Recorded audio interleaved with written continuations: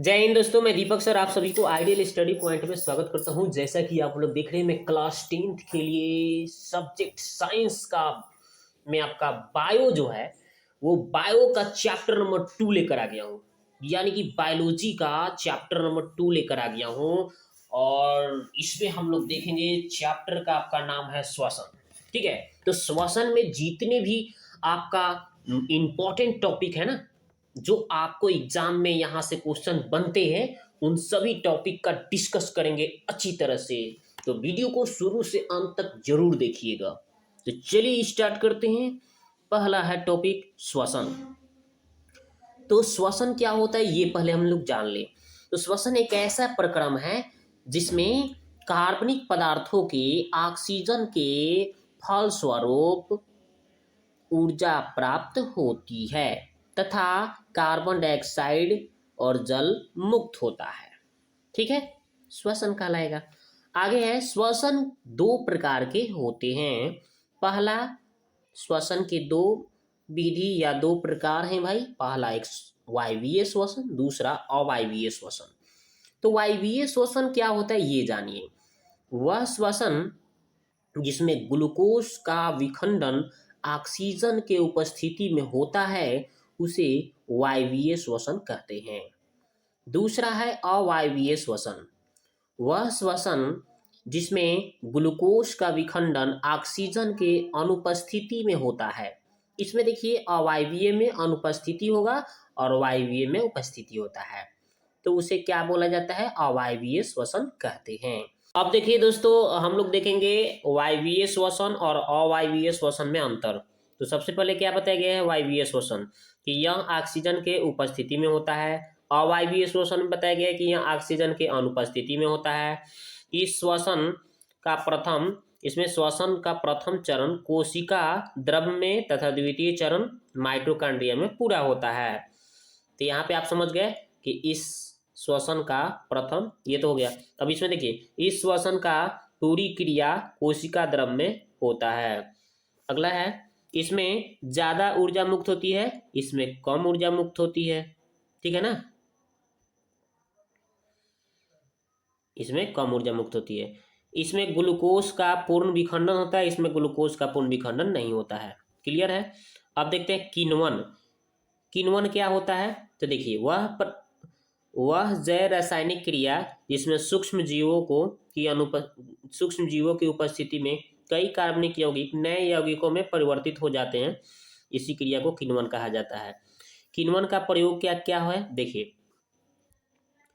तो आपका एल्कोहल या शराब बनाने में, पाव रोटी बिस्कुट बनाने में, दही सिरका एवं अन्य रासायनिक पदार्थों के निर्माण में किण्वन का प्रयोग किया जाता है। आगे है कि पौधों में श्वसन तो गैसों का आदान प्रदान शरीर की सतह द्वारा विसरण की क्रिया द्वारा से होता है। पौधा में पौधे वातावरण से CO2 लेते हैं और CO2 गैस के स्थान पे ऑक्सीजन रंध्रों द्वारा प्रदान करते हैं। आगे है, पौधों में श्वसन की क्रिया जंतुओं के श्वसन से निम्नलिखित प्रकार से भिन्न होते हैं। पौधों में के प्रत्येक भाग, जड़, तना तथा पत्तियों के अलग अलग श्वसन होता है। जंतुओं की तरह पौधों में श्वसन गैसों का परिवहन नहीं होता है, कुछ अलग होता है इसमें। आगे है, पौधों में जंतुओं की अपेक्षा श्वसन की गति धीमी होती है। थोड़ा सा नोट में बताया है कि रात में प्रकाश संश्लेषण नहीं होता है, इसलिए हमें पेड़ पौधे के नीचे नहीं सोना चाहिए। पौधे के पत्तियों द्वारा वाष्प उत्सर्जन होता है, ये भी आप जानकारी ले लीजिए। आगे देखिए, बताया गया जंतुओं में गैसों का आदान प्रदान। निम्नलिखित श्रेणी के जंतुओं जैसे एक कोशिकीय हो गया जीव, एक कोशिकीय जीव किसको बोलते हैं? जैसे अमीबा हो गया, पैरामीशियम हो गया, इसमें श्वसन गैसों यानी कि CO2 तथा CO2 जो है ना आपका, CO2 का आदान प्रदान, ठीक है ना, कोशिका झिल्ली से विसरण द्वारा होता है। तो यहाँ पे CO2 है तो यहाँ पे O2 होगा, ठीक है ना।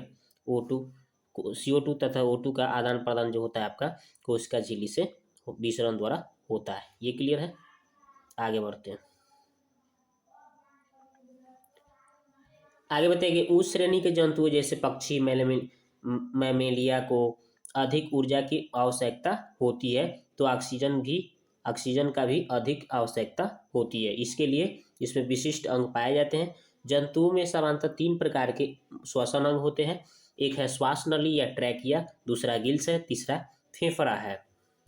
तो श्वास नली या ट्रैकिया में देखिए, तो ट्रैकिया द्वारा श्वसन कीटों, टिड्डा, जैसे टिड्डा हो गया, तिलचट्टा हो गया में होता है। ठीक है ना, तो याद रखना है। तो ट्रैकिया से कौन कौन ट्रैकिया जो होता है, ट्रैकिया द्वारा श्वसन कीट हो गया, टिड्डा जैसे मान लीजिए तिलचट्टा हो गया, इसमें इसका श्वसन अंग क्या है, ट्रैकिया है।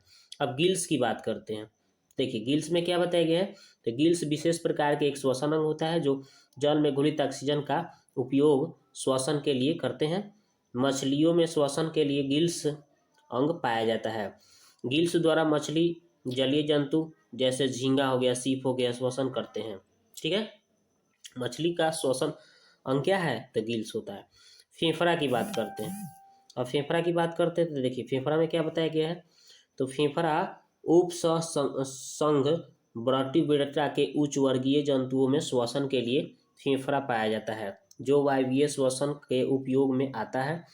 वर्ग एमेफिया जैसे मेढक हो गया में फेफड़े के अतिरिक्त त्वचा तथा मुक्त ग्रसनी से भी श्वसन होता है। परंतु रेप्टिलिया जैसे मान लीजिए सर्प हो गया, है ना, कछुआ हो गया तथा मगरमच्छ हो गया, ये सब उच्च श्रेणी के वर्टिब्रेटा जैसे आपका एवीज यानी कि पक्षी तथा मैमेलिया जैसे मनुष्य में श्वसन सिर्फ फेफड़ा से ही होता है। अब देखते हैं हम लोग कि मानव श्वसन तंत्र कैसे होता है। तो देखिए सबसे पहले मानव श्वसन तंत्र का एक फोटो बना देना है, चित्र बना देना है। इसमें आपको क्या करना है, ये देखिए आपका है नासिका वेश में नाक है, और ये यहाँ पे आपका गला हो गया, ये मुख हो गया।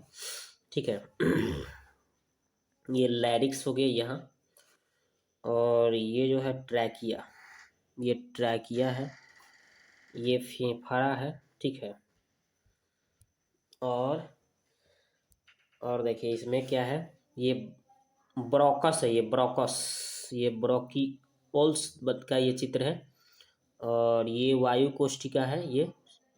ठीक है, ये पैराइटल प्लूरा है। ठीक है, उसके बाद में यहाँ, उसके बाद में हृदय का स्थान, ये देखिए हृदय का स्थान है, ये डायफ्राम भी बोला गया इसको, फेफड़ा को। आगे देखिए, अब इसका ये तो आप इस तरह से आप चित्र बना लीजिएगा अच्छी तरह से। अगर 5 नंबर के पूछा जाएगा तो कैसे पूछेगा, क्वेश्चन आएगा कि मानव श्वसन तंत्र का सचित्र वर्णन। तो आप इसको चित्र बना करके, या इसमें नामांकित चित्र, स्वच्छ नामांकित चित्र बनाने के लिए आता है 5 नंबर में, तो ये चित्र बनाकर ये नामांकित कर दीजिएगा, 5 नंबर आपको मिल जाएगा।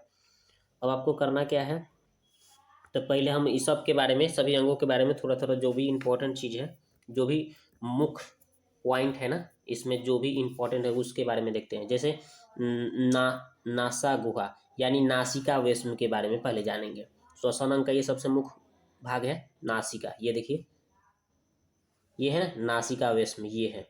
ठीक है, तो इसके बारे में पहले हम लोग सीखेंगे कि ये सब क्या होता है। तो इसके मुख्य जो अंग है उसके बारे में अच्छी तरह से देखते हैं। तो यह जो है नली जैसा संरचना का होता है, जो 2 भागों में बटा होता है।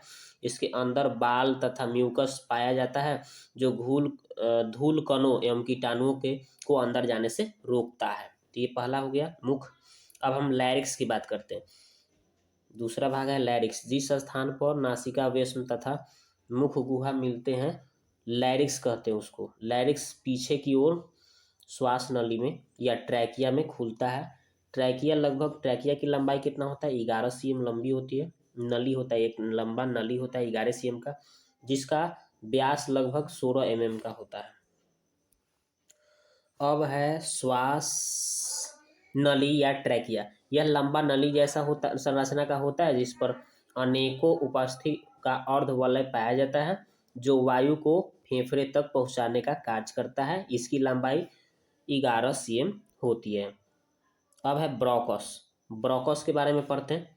तो देखिए ब्रोकस क्या है, तो श्वास नली 2 भागों में बंटकर ब्रोकस का निर्माण करते हैं, जो अलग अलग फेफड़ों में चला जाता है, जो फेफड़ों के अंदर प्राइमरी, सेकेंडरी, टर्शियरी ब्रोकस का निर्माण करती है। आगे है वायुकोश। अब देखिए वायुकोश की यह फेफड़ा के अंदर बैलून जैसा संरचना का होता है है ना, और गैसों का विनिमय की क्रिया इसी में होती है, जहाँ पे फेफड़ों में इनकी संख्या जो होती है 3 × 10⁸ होती है। अब फेफड़ा के बारे में बात करते हैं। तो फेफड़ा के बारे में बात करें कि यह एक जोड़ा गुलाबी स्पंज थैलीनुमा संरचना का होता है, जिसके अंदर कई वायुकोष होते हैं। फेफड़ों में श्वसन गैसों के आदान प्रदान द्वारा होता है। तो ये चैप्टर में जितने भी इंपॉर्टेंट टॉपिक थे हमने आपको पूरा डिस्कस करके अच्छी तरह से बताया। ठीक है, तो वीडियो कैसा लगा कमेंट बॉक्स में ज़रूर कमेंट कीजिएगा।